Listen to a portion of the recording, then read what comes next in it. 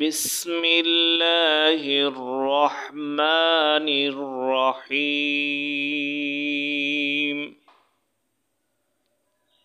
হযরত আবু বকর রাদিয়াল্লাহু তাআলা আনহু সর্বপ্রথম ইসলাম গ্রহণকারী প্রাপ্তবয়স্ক মুসলমান। হযরত আবু বকর রাদিয়াল্লাহু তাআলা আনহুর সাথে রাসূল আকরাম সাল্লাল্লাহু আলাইহি ওয়াসাল্লামের ইসলাম পূর্ব থেকে সম্পর্ক ছিল। হযরত আবু বকর রাদিয়াল্লাহু তাআলা আনহু রাসূল সাল্লাল্লাহু আলাইহি ওয়াসাল্লামের কাছে ইসলাম গ্রহণ করলেন। ইসলাম গ্রহণ করার পর আবু বকর রাদিয়াল্লাহু তাআলা আনহু প্রকাশ্যে ইসলামের ঘোষণা দেওয়ার জন্য পর মুসলমানদের সংখ্যা যখন ৩৮ জনে দাঁড়ালো, তখন আবু বকর রাদিয়াল্লাহু তাআলা আনহুর অনুরোধের প্রেক্ষিতে রাসূল সাল্লাল্লাহু আলাইহি ওয়াসাল্লাম তাকে ইসলামের দাওয়াত দেওয়ার জন্য অনুমতি দিলেন। হযরত আবু বকর রাদিয়াল্লাহু তাআলা আনহু কাবা শরীফের চত্বরে দাঁড়িয়ে মক্কার কাফেরদের উদ্দেশ্য করে ইসলামের বাণী পৌঁছে দিতে লাগলেন। মক্কার কাফেররা হযরত আবু বকর রাদিয়াল্লাহু তাআলা আনহুর মুখে ইসলামের কথা শুনে তারা তার উপর রাগান্বিত হয়ে তাকে আক্রমণ করল। হযরত আবু বকর রাদিয়াল্লাহু তাআলা আনহু তাদের আক্রমণে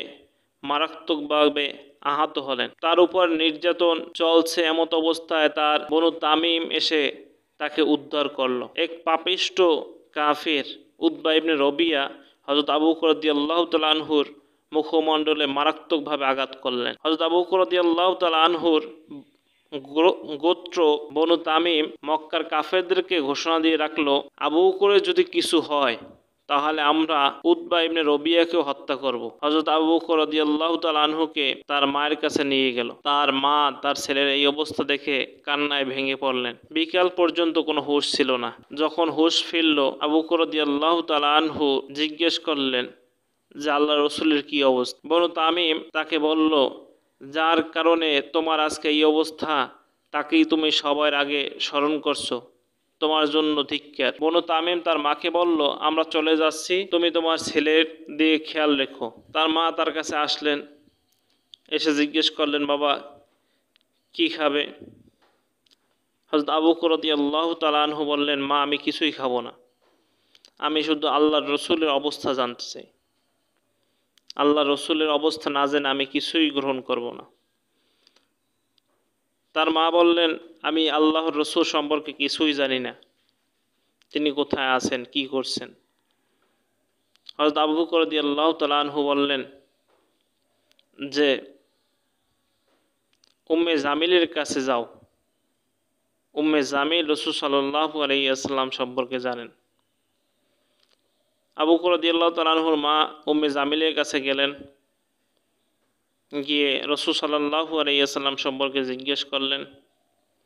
উম্মে জামিল বলল, আমি মুহাম্মদকে চিনি না। হযরত আবু বকর রাদিয়াল্লাহু তাআলা আনহুর মা বললেন যে আমাকে আবু বকর পাঠিয়েছেন। উম্মে জামিল বলল, আমি আবু বকরকেও চিনি না, তবে তুমি যদি চাও তাহলে আমি তোমার সাথে যেতে পারি। হযরত আবু বকর রাদিয়াল্লাহু তাআলা আনহুর মা ও উম্মে জামিল হযরত আবু বকর রাদিয়াল্লাহু তাআলা আনহুর কাছে আসলেন। আবু বকর রাদিয়াল্লাহু তাআলা আনহু রাসূল সাল্লাল্লাহু আলাইহি ওয়াসাল্লামের অবস্থা সম্পর্কে উম্মে জামিলকে জিজ্ঞেস করলো। উম্মে জামিল বলল, এই তো আপনার মা। হযরত আবু বকর রাদিয়াল্লাহু তাআলা আনহু বললেন যে আমার মায়ের ব্যাপারে তুমি আশঙ্কা মুক্ত। উম্মে জামিল বলল, আল্লাহ রাসূল সাল্লাল্লাহু আলাইহি ওয়াসাল্লাম নিরাপদ আছেন এবং দারুল আরকামে অবস্থান করছেন। হযরত আবু বকর রাদিয়াল্লাহু তাআলা আনহু নিজে অসুস্থ, বিছানায় শায়িত।